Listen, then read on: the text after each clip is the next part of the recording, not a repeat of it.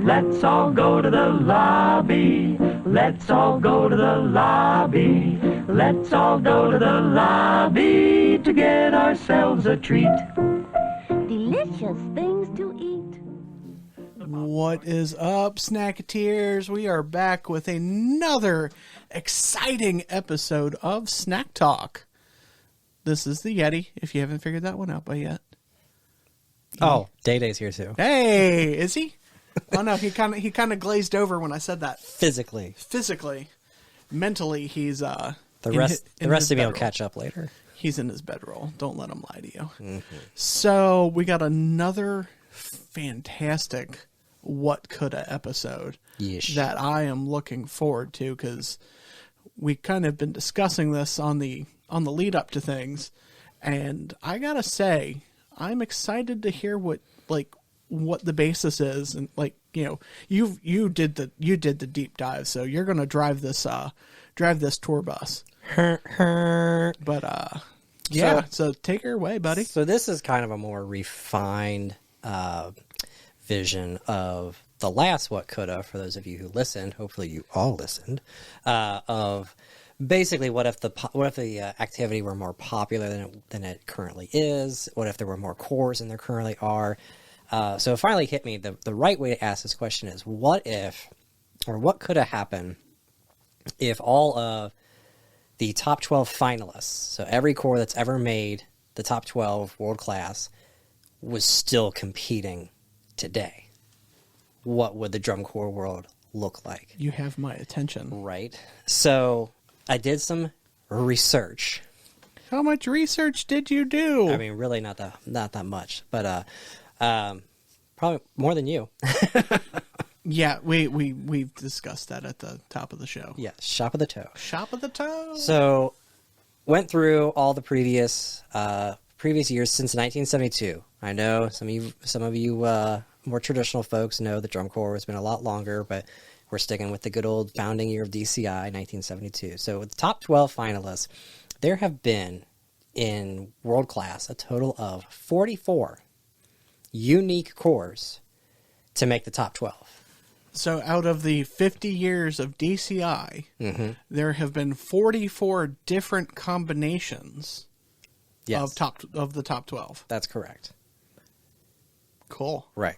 So I mean, honestly, that's impressive. Yeah. I mean, especially looking at this list and kind of realizing it's like, oh boy. Yeah. Like, that's... Have you even seen some of these performances? Like, no, I haven't. I'll be completely honest with you. Yeti's counting for those of you who... So anyway, while he counts... 10! It's more than 10. I just wanted to say that. So of these 44, 10 have won the ring, taken home the gold. And as you know, we all know that. This one's really interesting, though. So aside from those 10, how many would you think... So that's now 34. Okay. 34 cores. How many of those got a medal, bronze or silver? Obviously, I know because I can see the list. Okay, but seeing the number, does that seem small to you? That seems extremely small. Right. So for those of you who can't see the number is 4. 4? Only 4. 4. 4. Only. How many beats does it? Gets 4 beats. Got it. Only 4 other cores have ever medaled, aside from the 10 champions for the past 50 years. Okay, so obviously we're not including the champions. Yeah, not including the champions. So obviously the 10 champions have medaled.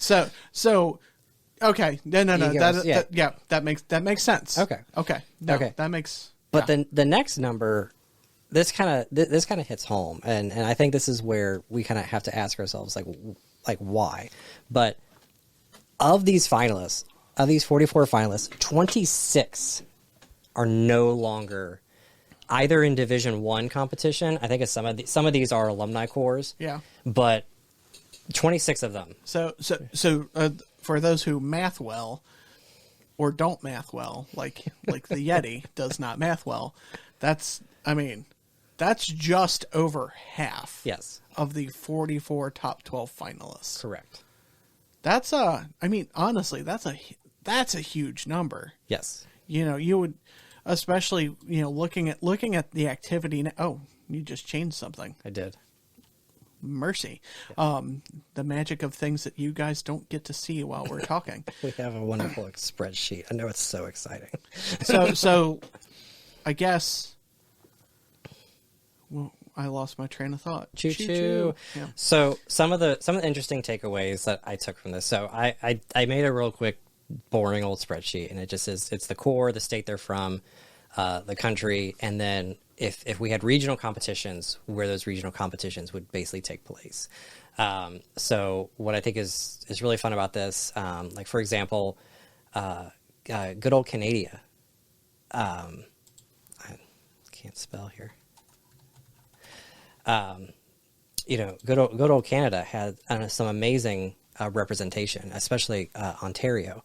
But I mean, you had 5 Canadian corps in world class. Yeah, so. and none of them are around anymore. No, unfortunately, none of them are around anymore. Yeah. And so, and I forgot to do one more bit. So on top of this list, I also thought, let me go back to the year 2000, and let's say that any Division I corps, who was Division I between 2000 and now, what if they were still Division I? How many corps? What would we be looking at? So that takes the number from 44 to 56. Okay. That definitely feels a little bit, I guess, more on the nose mathematically. I mean, can we just imagine, like San Antonio, 56 world-class corps competing in one single day? That almost have to become a 2-day event. I mean, I think everything would become a 2-day event. I think Allentown would become like a 2-day, it'd be a 2-day, all-day event. I mean, from my understanding and the stories that you and I have heard, it used to be right. like either an event, yeah, a weekend or what have you. Yeah. But yeah, I mean, some really cool names of note here. You've got the good old 27th Lancers, Argonne Rebels, Black Knights from Illinois. Illinois has had some amazing corps. They have had 6 corps in world class just from the state of Illinois. Yeah. California wins in total with 9. Yeah. Shock. 9 world class corps. Yeah. Well, I mean, California's a big state. It is a big state. I mean, it's almost the entire West Coast. Yeah. So I'm going to interrupt you now and ask some questions because I'm looking at the spreadsheet, and obviously, I see some groups like Esperanza, Pacific Crest, Teal Sound, Southwind. Mm-hmm.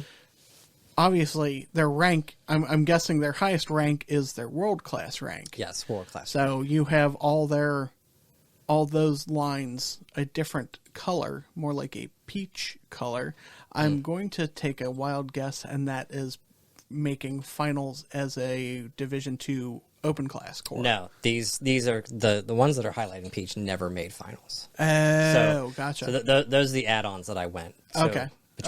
What's that? There should be 12. So the 12 world class corps between 2000 and now. Oh, that have never made finals. Okay. So that's what took our list from 44 to 56. So, I get, and the other question I'm going to ask is, so like, I'm seeing the active bar or column that's got, yes, Y for yes, N for no. By Southwind, there's a C. So it's a class change. So the corps is still active. Okay. But they did move to open class. So. Gotcha. Okay. But that makes sense. But again, from 2000 to 2007, they were Division I world class. So I put them in this list. Oh, fair. I mean, just because again, the premise was, what if all these corps were still competing in the sense that they were? Yeah. I mean, just looking at this list, it easily could just be a world class bloodbath. Yeah. Good. So, I mean, and here's the state that took me by surprise. Massachusetts. 3 corps from Massachusetts. And I think they all existed at the same time. Yeah. You had 27 Lancers, Boston Crusaders, and North Star were active at the same time in that one state. Why did I think North Star was from Oh, sorry. I'm confusing the NHL hockey team, the North Stars. I was like, why did I think the North Stars are from Milwaukee, Wisconsin? I don't know. Or not sorry. Not Minnesota. Don't you know? Yeah, Minneapolis, Minnesota. Oh. Don't worry, guys. We're not making fun of you. We ope too. We love you. Trust me, we ope a lot, even though we're from Northern Kentucky. Well, so I think I have one more question that I don't think you covered yet. That little line that says drum corps at the Rose Bowl. Yeah, so I looked at what the current drum corps at the Rose Bowl roster is for this year. So this would include Blue Devils B, Blue Devils C, Vanguard Cadets, any alumni corps or whatever. So drum corps at the Rose Bowl this year, if all these corps were still active, would have 16 competing groups. Wow. At one time. Wow. And I'm just trying to imagine just like some of these, I mean, you would think the average, high school show, I think has about 6 world-class corps. Yeah. You would easily have 8 to 9 at every single show. Mercy. And this kind of touches back to our one episode of What Coulda, like if no one folded. I mean, man. Yeah. I mean, just to have some of these, with the class changes and stuff, it's just like, man, drum corps West Coast would be. Oh, and then drum corps drum corps Midwest. Yeah. is one corps shy of what drum corps California has, or drum corps West has. Yeah. Those would probably be the 2 dominant. Absolutely. Classes every year. Absolutely. And then you got the ringers coming in, like the cadets and everything like that, but from the East. But I mean, the cadets almost would take that title every year. Right. I mean, now you got Boston too, but I mean, you also, but then you're also going up against Bridgman. Yeah. And, 27th Lancers. Yeah, I mean, that's the thing. That's where you're wondering, where would some of these corps, like the cadets, what would their talent pool be? Oh yeah, having to compete, fight with Bridgman and and then same with Jersey Surf. Jersey Surf's basically a part of Bridgman. I don't know if they're the same organization, but I know they're friends in the New Jersey area. I know they always do something around Allentown, but would Jersey Surf and Bridgman, would Jersey Surf be Bridgman's cadet corps? In that sense. Yeah. I mean, you definitely bring up an interesting point with that one too. Right. Man. Right. And like that, I feel like we should put this list somewhere. Yeah, we can. Let's put this up on the gram or the Bookface or Twitter or something, or our brand new Fandangled website. Yeah, let's put it there because this literally is a really interesting list just to look at alone. Right. And I mean, like the state of Wisconsin has from North Carolina, the Tar Heel Sun. Right. I mean, oh my God, 2 rival Carolina corps. Oh my God, Carolina Crown and the Tar Heel Sun. I mean, I'd pay to see that showdown. Shoot, I would too. You got from Wisconsin, you got Blue Stars, Kilties, Madison Scouts, Pioneer. Mm-hmm. I mean, just the lineup, the choices that you had. And this was the spirit that I had in the original one, is what if, these states had more than one corps, or every state had a corps. So, I think, we'll put this up somewhere, and and obviously we want to hear your thoughts on this too. So, we'll link it to Instagram somehow so we can see comments and stuff about it. Because I don't remember. Can we have active comments on our website? Yes. Yeah. Okay. Cool. Well then, we'll tease it on the Instagram too. But I feel like that wraps up a lot of this episode, Dayday. I think you're right, Yeti. Cool. Well, guys, it's been fun, and we'll see you back here soon at the concession stand. Love you. Bye. Let's all go to the lobby. Let's all go to the lobby. Let's all go to the lobby to get ourselves a treat. Delicious things to eat.